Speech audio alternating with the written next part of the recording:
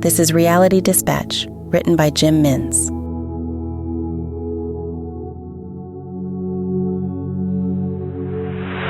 The crescent moon shone down on the crowd as they dispersed 30 minutes into the third hour of the afternoon. Gaius walked over to Longinus and Quintus, who held the seamless robe of the convicted man hanging on the cross behind them. "I called that," Gaius said as Quintus rolled his eyes.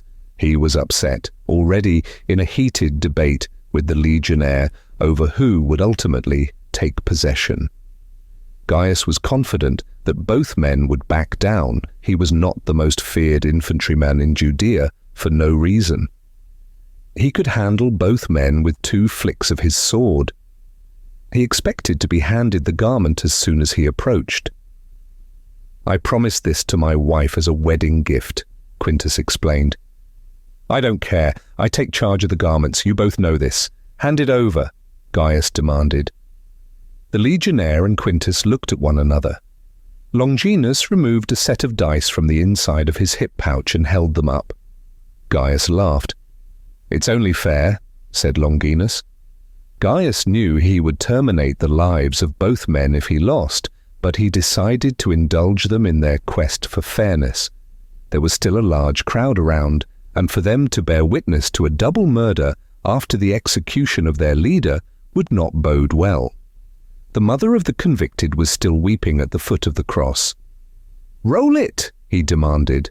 Longinus threw the dice on the floor and watched as they flickered and moved with chance. "8, called Quintus. "6, said Gaius. 4, said Longinus. The 2 dice cast a lot of 3 between them. "I'm closest," said Longinus with a smile. Quintus handed over the robe, and Gaius placed a hand on his scabbard, his humiliation causing his eyes to squint. Longinus left both men just as a sandstorm rose, sending dust toward them on the hill, forcing all that remained to step back in discomfort and shield their eyes. The intensity of the grains pelted against them as the wind grew.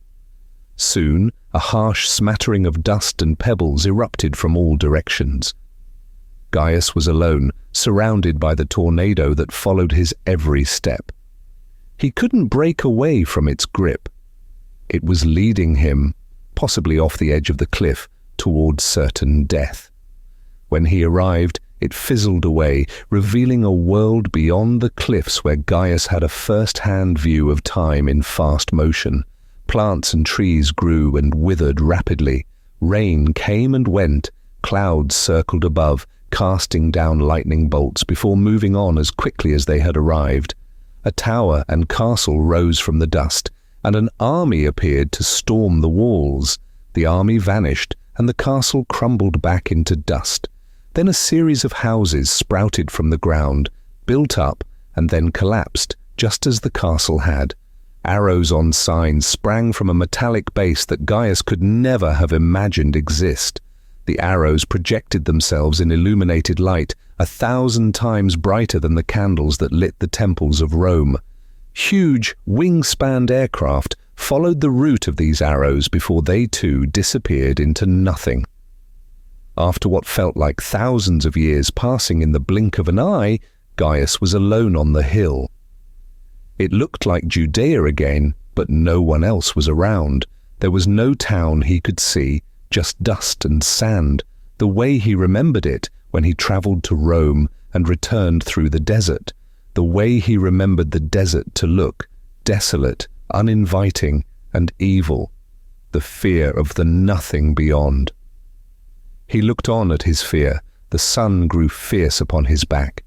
He looked up at the sky and noticed the crescent moon had remained.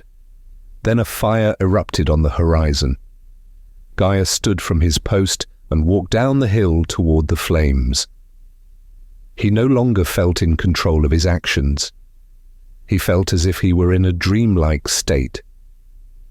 He walked the long path toward the flames that called to him, not through words, but through feeling. He felt the need to be near its presence. As he arrived, he realized the flame was harmless. He could run his hand through it. "Stand back!" "You are in the presence of a higher authority," came a voice that frightened the infantryman. He stumbled back and cowered. He was embarrassed. He held his hands over his face in shame. "I have no issue with you. You may look upon me, but if you choose not to look, then hear my words well," the voice continued. Gaius felt a sense of comfort in the tone. He pulled his hands away slightly, catching a glimpse of the flames as they licked the air. He was still frightened, but more willing to accept the invitation. "Who are you?" he asked. "You stand before me, and the one question you are permitted to ask is the one you already know the answer to," said the voice. "Listen to me, soldier. You are a pantomime. You have just walked into a story written centuries ago and fulfilled it with your stupidity. Your fate will be no worse than the ones who nailed my messenger. But you have a chance that I did not give to the others. Do you wish to know what this chance is?" Gaius fell to his knees and clasped his hands tightly in prayer. "Anything. Anything. Please, tell me what it is you want me to do," he pleaded. "You will no longer raise your sword to anyone again," said the flames. "I promise!" Gaius yelled. "You have fulfilled your destiny by entering a story that was written before you. You will continue this as your chosen profession," the voice commanded. Gaius looked on in obedience, but was puzzled. "The theatre, Gaius. You will put down your sword and pick up the written word," the voice continued. "I command you to no longer march with Rome, and instead step onto the stage where you will perform for my people. It is only through art that the details can be magnified. You will be my actor, my messenger to project what the art world has to say about the real world." Gaius looked down at his knees resting in the sand. "My lord," he began, "an actor? You have already walked into a story and performed a task pre-written. This will not be a new skill for you, Gaius. Perform my actions and I will rewind time, or disobey me and wander the desolate evils of my endless desert," the flames said. Gaius stood at attention. He removed his chest plate, scabbard, and sword. He dropped them to the floor. The flame withered away and the world turned back. Clouds gathered and rained down on him in fast motion. Large aircraft flew across the sky in reverse. Houses rose from the ground and morphed into fresh clay.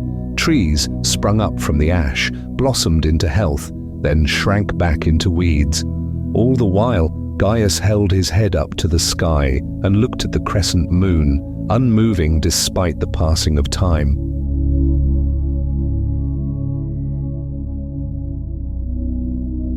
For more stories of fact-based fiction, head to jimmins.substack.com.